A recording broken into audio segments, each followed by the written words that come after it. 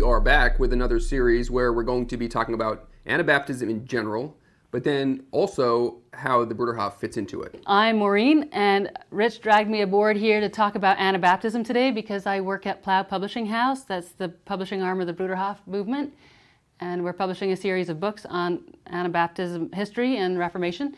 For all you Melinda fans, I got to break the news to you. She has stepped up into a new career as head chef here at Fox Hill Community, doing a fantastic job. She's doing excellent. It's just delicious. So come on by and visit and try out her culinary skills. I can recommend it. Thanks for coming on, Maureen. We consider ourselves Anabaptists, even though we aren't descended directly from the Anabaptist movement of the radical Reformation of the 16th century, although we do have folks within our communities who do have that heritage. Right, going 500 years back. The term Anabaptism is quite obscure. The only reference I can think of in popular culture is in Joseph Heller's Catch-22, where the chaplain says, "It isn't necessary to call me father, I'm Anabaptist." Right. The people who founded the Bruderhof in 1920 only started to identify with the early Anabaptist expression of faith a number of years after they began living in community. That came about through a pretty amazing series of events, which we can talk about another time. Let's get to the basics first, how about?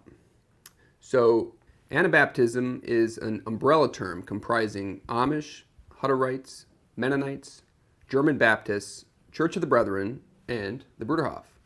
There are about 4 million Anabaptists all over the world today in developed and developing countries, the majority being Mennonites, the very small minority being members of the Bruderhof.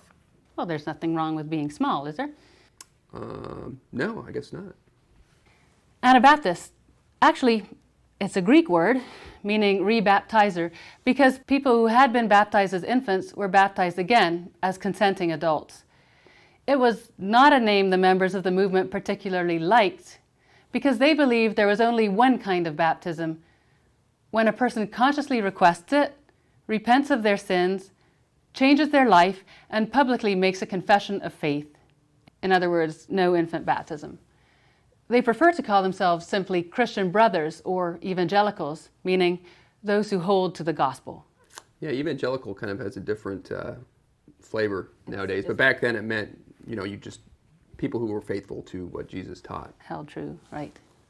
The term Anabaptist has negative connotations going back to Emperor Justinian's time, AD 529, when rebaptism became a heresy, punishable by death.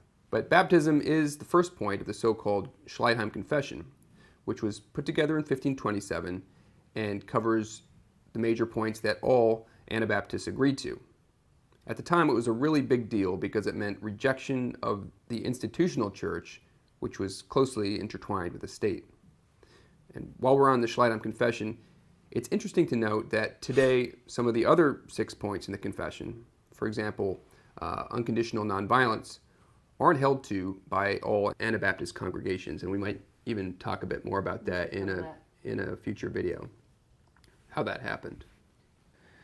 But meanwhile, let's talk a little bit more about what made or makes Anabaptists different from other Christians. The most basic distinction is something they have in common with early Christianity, a separation from the dominant culture, from institutional religion, and from the state itself, because of their determination to take the teachings of Jesus completely at face value. They believed that the church Jesus founded could only be a completely voluntary church that came about through the inspiration of the Holy Spirit and nothing else. And that's why they did not get on so well with other reformers who believed that the state must be Christianized, or, conversely, that the church could be institutionalized. The voluntary church that the Anabaptists envisioned was a community of heart and life. That meant community of mutual help, which implies an informal commitment to voluntary sharing, or a more formal community of goods, and we'll have a bit more on this distinction later. The voluntary church was also distinguished by a complete rejection of the use of force, even for self-defense, faithfulness in marriage between a man and a woman, and detachment from the state, i.e. no service in public office as a judge, a police officer, or anything of the kind. The early Anabaptists were remarkably fearless in sharing and living out their convictions, which cost many of them their lives. And it's interesting to note that the Anabaptists were the only movement that took no part whatsoever in violent religious persecution of other denominations during the Reformation and Counter-Reformation. There are further distinctions between the Anabaptist groups that formed at that time, and one of the more controversial ones was the practice of community of goods, and that was by the group known as the huteritas, which is something we also do here at the Bruderhof. This means we don't claim ownership of anything. Material items are there to be shared, so everyone's needs are met. Not surprisingly, it was a hotly contested idea. Martin Luther himself said that such community is against human nature, which is kind of the point. And therefore, he said it was condemned to founder. Probably the most surprising thing about the early Anabaptists in particular was their radical dissent from the status quo. They held the self-indulgent clergy in contempt. They rejected the idea of priestly mediation to access God, and they also emphasized the priesthood of all believers. So no go-betweens. No go-betweens. Really makes you think more Occupy Wall Street than horse and buggy. Maybe we should occupy Wall Street with horses and buggies. Or with bulls and buggies.